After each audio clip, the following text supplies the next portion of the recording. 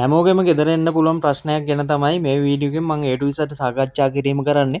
බලන්න මේ ටැප් එකෙන් එන ඊටාම පොඩි වතුර ප්‍රමාණයක් තමයි සම්පූර්ණ ටැප් එක ඇරියත් එන්නේ. ඉතින් මේ වගේ ටැප් එකක් තියද්දී ගොඩ දෙනෙක් කරන්නේ ටැප් එකක් අලුතෙන් ගෙනලා දානවා.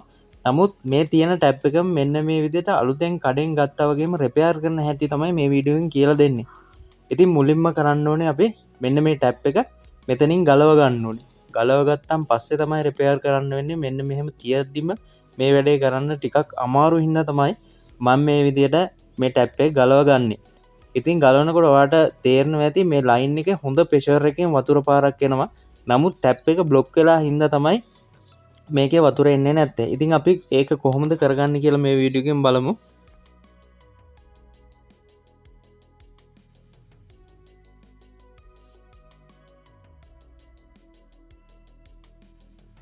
මුලින්ම කරගන්න තියෙන යාළුවනේ මෙන්න මේ ටැප් එකේ කරකවන ගෑල්ල ගලව ගන්න එක. මේ ගලවන ක්‍රමේ ගෙදර තියෙන ටැප් එකෙන් ටැප් එකට වෙනස් වෙන්න පුළුවන්. ඒක ඔයා අනිවාර්යයෙන්ම පොඩ්ඩක් අධ්‍යයනය කරලා ගලවලා බලන්න. ඉතින් මේ මොඩල් එකේ ටැප් එකක් තියෙනවා නම් මෙන්න මේ විදිහට තමයි ගලවන්න තියෙන්නේ. මෙන්න මෙතන තියෙන නට් එක ගලවගෙන මම මේ වතුර ආටන වහන කෑල්ල එළියට ගන්නවා මෙන්න මේ විදිහට. ඊට පස්සේ මේ මංගාව තියෙන ටැප් එක නම් මෙතන පින් එකක් තියෙනවා. ඒ පින් එකත් මං හිමීට පන්න ගන්නවා.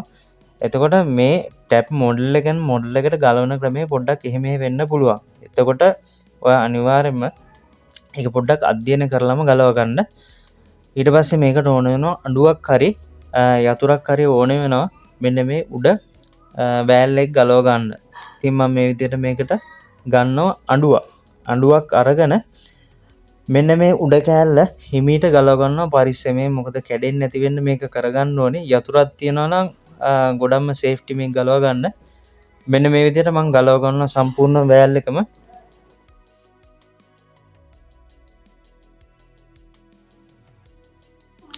හොඳයි යාළුවනේ, ඔයාලට පේනවා ඇති මෙන්න මේ ටැප් එකට මොකද්ද වෙලා තියෙන ප්‍රශ්නේ කියලා. මේ වගේ ටැප් එකක් ගොඩක් කල් පාවිච්චි කරද්දී නිතර පාවිච්චි කරන ටැප් එකක් දිය සැවැල්ල බැඳෙන්න පුළුවන්. එහෙම නැත්නම් වතුරේ තියෙන ලවණ වර්ග මේ ටැප් එකේ බැඳිලා වතුර පාර අවහිර වීමක් තමයි වෙන්නේ. ඉතින් අපි කරගන්න ඕනේ ෆ්ලැට් නියනක් හරි කම්බි බ්‍රෂ් එකක් හරි දාලා මේක හොඳට මේ ආකාරයෙන් සුද්ධ කරගන්න ඕනේ. සුද්ධ කරන් පස්සේ අපිට පුළුවන් රුපියලක්වත් වියදම් කරන්න නැතුව මේ ටැප් එක යථා තත්ත්වයට පත් කරගන්න. ඉතින් ඔයා වීඩියෝ එක අවසාන තෙක්ම බලන්න. ඔයාගේ ගැටලුවට අනිවාර්යයෙන්ම උත්තරේ මෙන්න මේ වීඩියෝ එකෙන් හම්බ වෙනවා. ඉතින් බලන්න මම මේක සුද්ධ කරගත්තන් පස්සේ දැන් බලන්න කොච්චර හොඳට මෙන්න මේ ටැප් එක පිරිසුදු වෙලා තියෙනවද කියලා. මෙන්න මේ ආකාරයටවත් අනිවාර්යයෙන්ම ටැප් එක පිරිසුදු වෙලා තියෙන්න ඕනේ.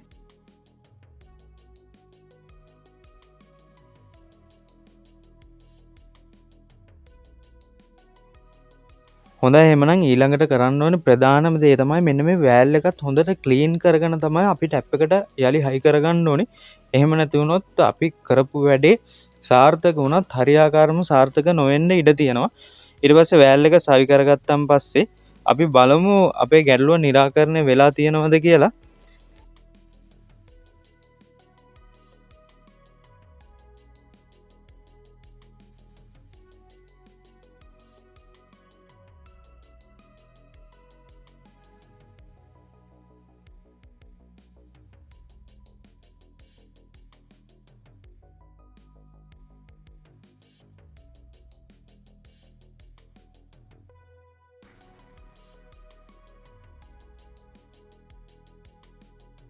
හොඳයි, එහෙනම් යාළුවනේ ඔන්න වැඩේ 100% සාර්ථක වෙලා තියෙනවා. බලන්න අපේ තිබ්බ ගැටලුව निराකරණය වෙලා හොඳටම වතුර ප්‍රෙෂර් එකකින් එනවා.